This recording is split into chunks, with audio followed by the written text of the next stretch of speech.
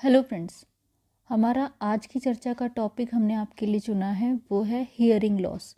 मतलब कि जब आपको एक कान से या दोनों कानों से सुनाई देना थोड़ा थोड़ा करके या एकदम से कम्प्लीटली जो है आपको सुनाई देना बंद हो जाए, तो वो सिचुएशन हियरिंग लॉस में आती है। हियरिंग लॉस यूजुअली क्या होता है, समय के साथ साथ धीरे धीरे होता है। ये नहीं है कि किसी को भी एकदम से सुनाई देना बंद हो जाए। तो फ्रेंड्स, ये समस्या जो है बहुत बड़ी है, क्योंकि किसी को भी सुनाई ना देना अपने आप में बहुत बड़ी समस्या है। वो बहुत इरिटेट फील करते हैं। लेकिन क्या होता है, धीरे धीरे जब ये हीयर लॉस हो रहा है तब आपको पता नहीं लगता, या समझो कि लोग नोटिस नहीं करते, क्योंकि जनरली इसमें कोई कान में दर्द वाली समस्या नहीं होती है। और जब आपको पता लगता है तब तक नॉर्मली जो है बहुत देर हो जाती है। तो कौन से ऐसे सिम्टम हैं कि आपको ये समझना चाहिए कि आप हियरिंग लॉस की तरफ बढ़ रहे हैं, इस पर थोड़ा सा जो है हम डिस्कस करते हैं। तो जब आप जो है सामने वाला जिससे भी आप बात कर रहे हैं उसको अपनी बात बार बार रिपीट करने को बोलते हैं, तो आपको समझना चाहिए कि प्रॉपर जो है साउंड आपके कान में नहीं जा रही है। या फिर जब आपको हाई पिच साउंड जैसे कि चिड़ियों की आवाज़ ठीक से सुनाई नहीं दे रही हो, तभी भी आप जो है हियरिंग लॉस की तरफ बढ़ रहे हैं, ऐसा आपको समझना चाहिए। या फिर जब आप टीवी या रेडियो की आवाज़ बहुत ज़्यादा लाउड आवाज़ में करके जो है सुन रहे हैं, तो वो भी इसका एक सिम्टम हो सकता है। इसके अलावा फ्रेंड, जब आपके कान में बहुत रिंगिंग साउंड आपको सुनाई दे रही हो, या आपके कान में जो है ऐसा लग रहा हो कि कोई फ्लूइड का प्रेशर बहुत ज़्यादा जो है आपके कानों पे असर डाल रहा है, जिसकी वजह से आपको हल्का दर्द भी महसूस इसमें होने लगता है। और जो है इसके अलावा आपको हर समय ऐसा चक्कर जैसा सा फीलिंग इसमें होती रहती है। तो ये सारे सिम्टम्स अगर आपको आ रहे हैं तो आपको समझना चाहिए कि आपके कान में प्रॉब्लम है और आप हेयर लॉस की तरफ जा सकते हैं। तो आपको उस पर टाइमली ध्यान देना ही चाहिए। ये तो हुआ एडल्ट्स में जब हियरिंग लॉस की प्रॉब्लम आ रही है। लेकिन कभी कभी ऐसा देखा है कि बच्चों में भी हेयर लॉस की प्रॉब्लम आ जाती है, या कुछ बच्चों में जो है जन्म से भी ऐसा दिक्कत होता है। तो बच्चों में ऐसे कौन से सिम्टम होते हैं जिससे हमें पता लग सकता है कि हमारे बच्चे को इस तरीके की कोई भी दिक्कत है। तो सबसे पहले उसमें आपको ये ध्यान देना है कि आपका बच्चा किसी भी प्रकार की लाउड नॉइज़ पे रिएक्ट नहीं करता है, या फिर जब आप उसका नाम पुकारते हैं तो वो सुनता नहीं है। या एक सिम्टम ये भी हो सकता है कि बच्चे की स्पीच डिले हो जाती है। स्पीच डिले मतलब 1 साल का होने के बाद भी बच्चा बहुत छोटे शब्द जैसे मामा, दादा, ये शब्द है नहीं बोल पाता है। तो आपको समझना चाहिए कि आपको अपने बच्चे के कान का चेकअप कराना बहुत ज़्यादा ज़रूरी है। तो ये तो फ्रेंड सिम्टम्स की बात हुई। तो अभी हमें कॉज पे भी ध्यान देना ज़रूरी है कि क्यों ऐसा हो जाता है। लेकिन कॉजेज़ से पहले हमें ये समझना ज़रूरी है कि ये जो कान में आवाज़ आती है ये किस प्रोसेस के थ्रू आती है। तभी हम समझ पाएंगे कि क्या कॉज है जो हमारी सुनने की क्षमता को कम कर दे रहे हैं। तो फ्रेंड्स, हमारे कान में बेसिकली 3 एरिया बताए गए हैं, जिसको हम आउटर ईयर, मिडल ईयर और इनर ईयर कहते हैं।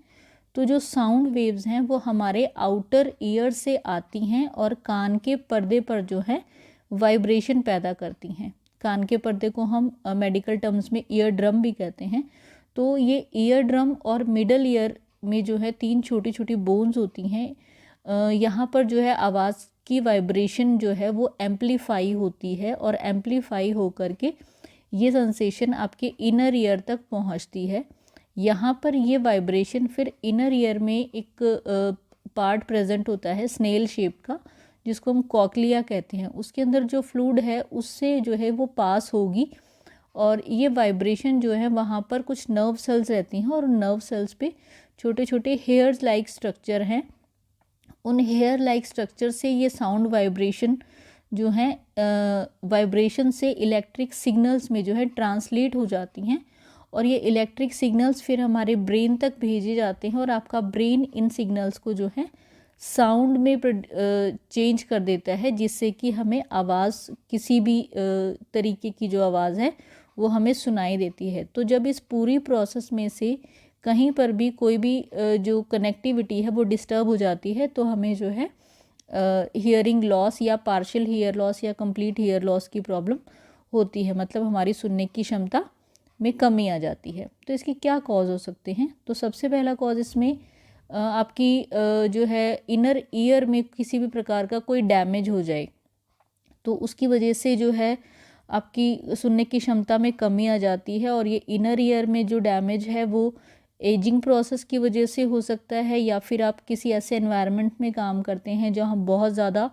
लाउड साउंड रहती है, तो उसकी वजह से भी धीरे धीरे जो है आपके इनर ईयर की जो नर्व सेल्स हैं उनमें दिक्कत आ सकती है। इसके बाद फ्रेंड्स, अगर आप अपने कान में जो है उसकी अच्छे से जो है हाइजीन प्रॉपर मेंटेन नहीं करते हैं, तो धीरे धीरे आपके कान में जो है वैक्स जमने लगता है, जिसकी वजह से भी हियरिंग प्रॉपर नहीं होती है। इसके अलावा फ्रेंड्स, अगर कान में बार बार कोई इन्फेक्शन हो रहा है या कोई किसी प्रकार की कोई ग्रोथ ट्यूमर लाइक ग्रोथ होती है, तो भी ऐसा हो जाता है कि आपको जो है सुनना जो है आपका कम हो जाता है या लॉस भी हो सकती है आपकी सुनने की क्षमता। इसके अलावा फ्रेंड्स, अगर आपके कान के पर्दे में छेद हो जाए किसी भी कारण से, तभी भी आप हेयर लॉस की तरफ जा सकते हैं। तो ये आपने सभी कारण को ध्यान देखते हुए आपको ये सब जानना चाहिए कि किस कारण से आपके जो है सुनने की प्रॉब्लम कम हो रही है। जब आप डॉक्टर से चेकअप कराएंगे तो इनमें से जो भी कारण होगा वो कारण रूल आउट के अकॉर्डिंग ही इसमें ट्रीटमेंट पे ध्यान दिया जाएगा। इसके बाद फ्रेंड्स, एक और बहुत इम्पॉर्टेंट चीज़ है कि सुनने की क्षमता में जब दिक्कत आती है तो उससे कुछ कॉम्प्लिकेशन भी आती हैं। वो फिज़िकली से ज़्यादा मेंटली होती हैं। जैसे जब आपको सुनाई नहीं देगा तो आप बहुत इरिटेट, बहुत फ्रस्ट्रेट फील करेंगे, और जनरली लोग इस वजह से डिप्रेशन में चले जाते हैं, क्योंकि उनको लोगों से कनेक्टिविटी कम हो जाएगी तो वो लोगों से मिलना जुलना बंद कर देते हैं। और अगर बच्चों में ऐसी प्रॉब्लम आ जाए तो आप समझ ही सकते हैं, जो बच्चा एक स्कूल एज में है और उसको ठीक से सुनाई नहीं दे रहा है, तो वो अपनी स्कूल के माहौल में एडजस्ट नहीं हो पाएगा, अच्छे से पढ़ाई नहीं कर पाएगा। तो ये सारी चीज़ें जो हैं बच्चों को जो है उनकी कमिंग लाइफ में बहुत प्रॉब्लम देती हैं। तो फ्रेंड्स, अगर अब हमें ये तो हमने सारे सिम्टम्स और कॉजेज़ के बारे में जानकारी ली। इसके बाद अगर हम ट्रीटमेंट की बात करते हैं तो एलोपैथी में बहुत सारे जो है डिवाइसेस यूज़ किए जाते हैं। तो आज हम उनकी बात ना करते हुए यहाँ पर आयुर्वेद के थ्रू हम इसमें कितना इम्प्रूवमेंट ला सकते हैं आपकी हियरिंग प्रॉब्लम में, या अगर किसी को पार्शियल है तो वो तो आराम से ठीक भी हो जाता है। तो यहाँ पर हम कुछ दवाइयों की बात करेंगे जो आप यूज़ कर सकते हैं, लेकिन जैसा कि मैं हमेशा कहती हूँ, आपको डॉक्टर की सलाह ले करके उनकी प्रिस्क्रिप्शन के अनुसार ही वो दवा यूज़ करनी है। तो कुछ दवाइयाँ जो आपकी कान की प्रॉब्लम के लिए बहुत फ़ायदा कर सकती हैं, उनके नाम हम यहाँ लेना चाहते हैं। उसमें सबसे इम्पॉर्टेंट है सारीवादी वटी, आप इसका प्रयोग कर सकते हैं। अश्वगंधा कैप्सूल बहुत अच्छा काम करते हैं। अगर आपको पेन भी है आपके कान में तो शल्लक की टैबलेट्स बहुत फ़ायदेमंद रहती हैं। योगराज गूगल का आप इस्तेमाल कर सकते हैं।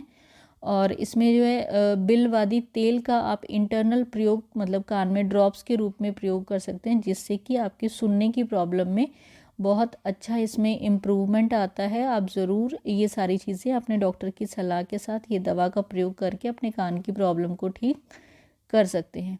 इसके अलावा फ्रेंड्स, कुछ आयुर्वेद में होम रेमेडीज़ भी बताई गई हैं, जिनको भी आप जो है ज़रूर इस्तेमाल कर सकते हैं।